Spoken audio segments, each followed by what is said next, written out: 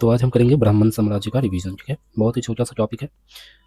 जब हमारे मौर्य वंश का अंत हो जाता है तो इसके बाद जो 3 साम्राज्य मगध डायनेस्टी का, जिसने मगध पे शासन किया, उसमें से शुंग वंश है, कण्व वंश और सातवाहन वंश है। ये तीनों ब्राह्मण साम्राज्य हुए और बोला जाता है कि इन्हीं के कारण बौद्ध धर्म का जो होता है वो धीरे धीरे विनाश होते जाता है और फाइनली ब्राह्मण धर्म जो है, वैदिक धर्म कह सकते हैं, वो इंडिया में आज है। नहीं तो आज पूरा भारत जो होता है वो बौद्ध होता। तो चलिए शुरू करते हैं शुंग वंश से।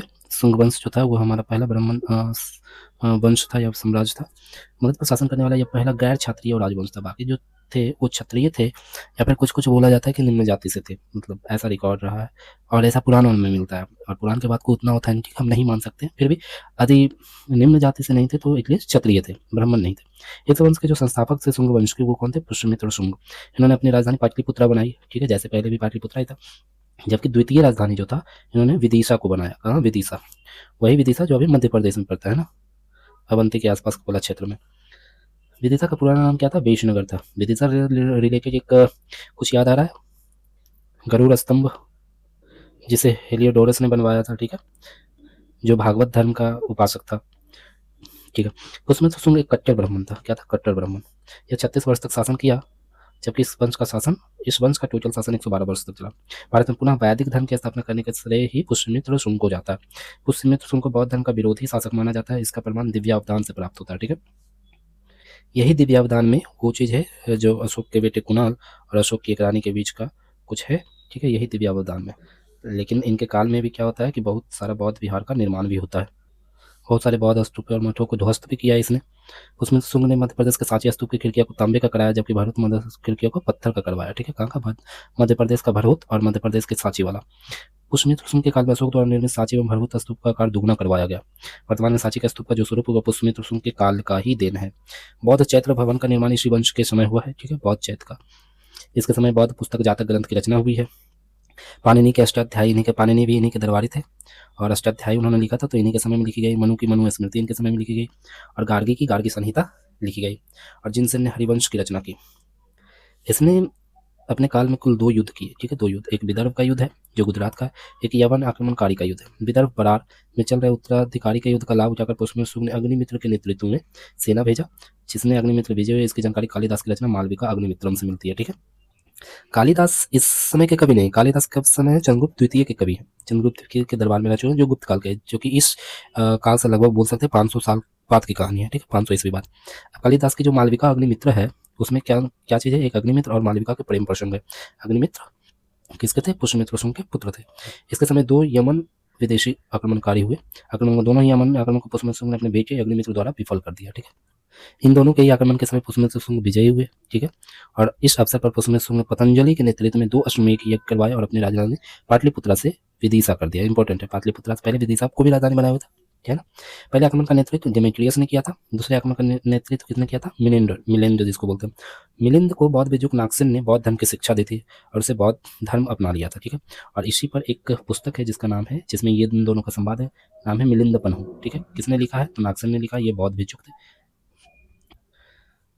और ये बौद्ध भिक्षुक इन्होंने लिखा था। कलिंग नरेश जो थे खारवेल, ठीक है, वो पुष्यमित्र शुंग को पराजित कर दिया था। ठीक है, खारवेल पुष्यमित्र शुंग को पराजित कर दिया था और खुद को मगध वंश से इन्होंने अपने आप को स्वतंत्र कर लिया था। इससे पहले जब मौर्य वंश था तो उसके शासक अशोक जो थे वो कलिंग को विजित किए थे, तो कलिंग उनके अंदर था। लेकिन जैसे ही मगध वंश का लगभग मौर्य वंश का लगभग समाप्ति होता है और उसके अंतिम शासक जो बृहद्रथ थे, उन्हीं के समय के आसपास जो था ना, कलिंग मौर्य वंश से आजाद हो गया था, मगध से आजाद हो गया था। फिर बाद में इसने पुष्यमित्र शुंग को भी पराजित कर दिया। इस वंश में कुल 10 शासक थे। पहला शासक पुष्यमित्र शुंग, 9वां शासक भागभद्र और 10वां शासक देवभूति था, अंतिम शासक। भागभद्र के बारे के दरबार में यवन राजदूत हेलियोडोटस आया था। ठीक है, यही हेलियोडोरस जिसको बोलते हैं, जो विदिशा में गरुड़ स्तंभ बनवाया है और खुद जो है भागवत धर्म अपना लिया था। इसने भगवान विष्णु के सम्मान में विदिशा या वैष्णनगर में मध्य प्रदेश में जो पड़ता है क्रूर ध्वज अभिलेख का निर्माण करवाया। इंपॉर्टेंट है, ये बार बार पूछा जाता है। ठीक है, और उसने उस पर भगवान विष्णु के लिए देवश्य शब्द का प्रयोग किया है। ठीक है, शुंग राजवंश का शिलालेख जालंधर पंजाब से मिलता है। ठीक है, एक शिलालेख कहाँ से मिला है? जालंधर से मिला है, शुंग राजवंश का। इस काल में संस्कृत भाषा का सर्वाधिक प्रयोग हुआ है। क्यों संस्कृत का प्रयोग हुआ है? क्योंकि संस्कृत आर्यों की भाषा थी, तो ब्राह्मण उसी के सपोर्ट में या फिर कह सकते हैं बौद्ध धर्म के विरोध में संस्कृत भाषा का प्रयोग करते थे। शुंग वंश के काल की अर्थव्यवस्था जातक ग्रंथ मिलिंद पन्हो नामक पुस्तक से मिलती है। ठीक है, इस वंश के 10वें एवं अंतिम शासक देवभूति थे, जिनके उनके मंत्री वासुदेव ने कर दी और इनके स्थान पे कण्व वंश की स्थापना हो गई। ठीक है, अब चलते हैं कण्व वंश पर। ठीक है, इस वंश के संस्थापक कौन थे? वासुदेव थे। इन्होंने अपनी राजधानी कहाँ बनाया? विदिशा बनाया। कितने शासक हुए इस वंश के? 4 शासक, वासुदेव, भूमिपुत्र, नारायण एवं सुशर्मा। अंतिम वंश का दूसरा नाम क्या है? कण्वायांग। ठीक है, 43 वर्ष तक ये शासन किया है। पुराण में शुंग मित्र के नाम से पुकारा जाता है इन्हें। ठीक है, क्या चीज? शुंग मित्र।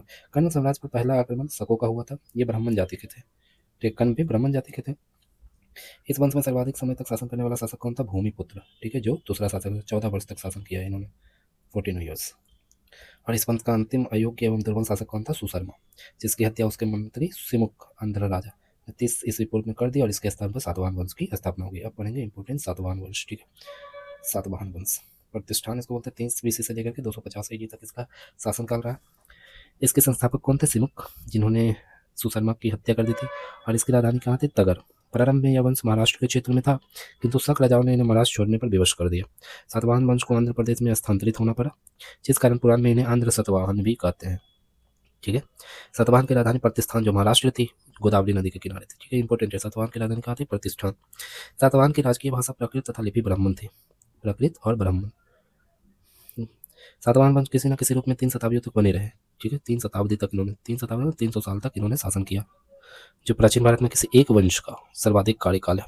सतकर्णी प्रथम सातवाहन वंश का पहला शासक था, जिसकी जानकारी नानाघाट अभिलेख पुणे। ठीक है, इंपॉर्टेंट अभिलेख है नानाघाट अभिलेख। ठीक है, जो उसकी पत्नी नागनिका या नयनिका द्वारा बनवाया गया था। सतकर्णी प्रथम ने दक्षिणापथपति अप्रतिहत चक्र की उपाधि धारण की थी। सतकर्णी प्रथम शासक का नाम सांची स्तूप के प्रवेश द्वार पर भी अंकित है। ठीक है, सतकर्णी प्रथम द्वारा 2 अश्वमेध यज्ञ, एक राजसूय यज्ञ करवाया गया। ठीक है, सातवाहन वंश का सबसे योग्य शासक हाल था। इंपॉर्टेंट है ये हाल। इसने प्राकृत भाषा में गाथा सप्तशती लिखा है। ठीक है, गाथा सप्तशती कौन से भाषा में लिखा है? प्राकृत भाषा में लिखा है। इस वंश का सबसे प्रतापी शासक कौन था? गौतमी पुत्र सतकर्णी। और इसके समय नासिक के शक शासक नहपान ने आक्रमण किया था, किंतु गौतमी पुत्र सतकर्णी ने उसे पराजित कर दिया। ये नहपान याद रखते हैं। इसकी जानकारी महाराष्ट्र के नासिक जोगकल थवी से मिलती है, इन्हें सिक्कों से मिलती है। ठीक है, जिसके एक और गौतमी पुत्र सतकर्णी एवं दूसरी ओर नहपान का नाम चित्र अंकित है, जिसे पता चलता है गौतमी पुत्र सतकर्णी ने शक शासक नहपान को हराया था। गौतमी पुत्र सतकर्णी ने बौद्ध संघ को अजकालिये तथा कार्ले को भिक्षु संघ को कर्जक नामक ग्राम प्रदान किया था। ठीक है, बौद्ध संघ को क्या? अजकालिये तथा कार्ले के भिक्षुक संघ को कर्जक नामक ग्राम दान में दिया था। गौतमी पुत्र सतकर्णी ने सातवाहन वंश की खोई हुई प्रतिष्ठा को पुनः लौटाया था। ठीक है, गौतमी पुत्र सतकर्णी। इस वंश का अगला शासक जो था वशिष्ठ पुत्र पुलुवामी था। इसके समय पुनः उज्जैन के शक ने आक्रमण किया। इस वर्षा के वंश की ओर से आक्रमण का नेतृत्व रुद्रदामन कर रहा था। रुद्रदामन कौन था? एक शक राजा था।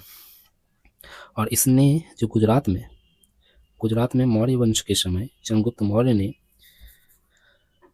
गिरनार का एक अभिलेख बनवाया था, जिसमें वहाँ का एक सुदर्शन झील की उसने चर्चा है, जिसने उसे बनवाया था। रुद्रदामन ने उसका भी मरम्मत करवाया था। ठीक है, तो रुद्रदामन ने वशिष्ठ पुत्र पुलुवामी को पराजित कर दिया, किंतु दोनों के बीच वैवाहिक संबंध स्थापित हो गया। आंध्र प्रदेश पर विजय प्राप्त कर, ठीक है, प्रथम आंध्र सम्राट की उपाधि धारण कर ली। पुलुवामी ने अमरावती स्थित बौद्ध स्तूप की किलेबंदी करवाया। इस वंश का जो अंतिम शासक था वो क्या कौन था? यज्ञ श्री सतकर्णी। इनके सिक्के पर जहाज का चित्र अंकित है।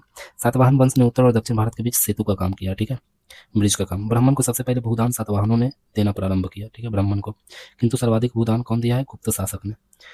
ये पूछा जाता है क्योंकि बाद में ब्राह्मणों के पास इतना जमीन हो गया ना, तो इसका कारण कौन है? सातवाहन वंश। वेतन के बदले भूमि देने की सामंती व्यवस्था जो थी वो सातवाहन ने प्रारंभ किया था।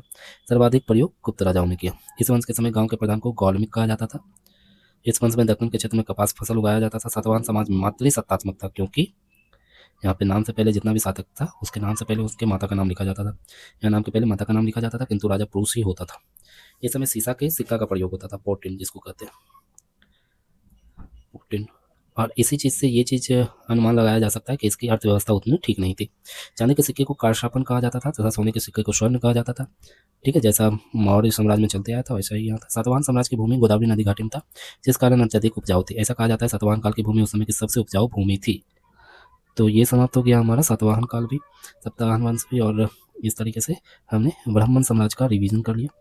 अब इसके आगे हम देखेंगे मौर्योत्तर काल में होता क्या है। तो जितने भी आक्रमण होंगे उन सबको हम कवर करेंगे, विदेशी आक्रमण।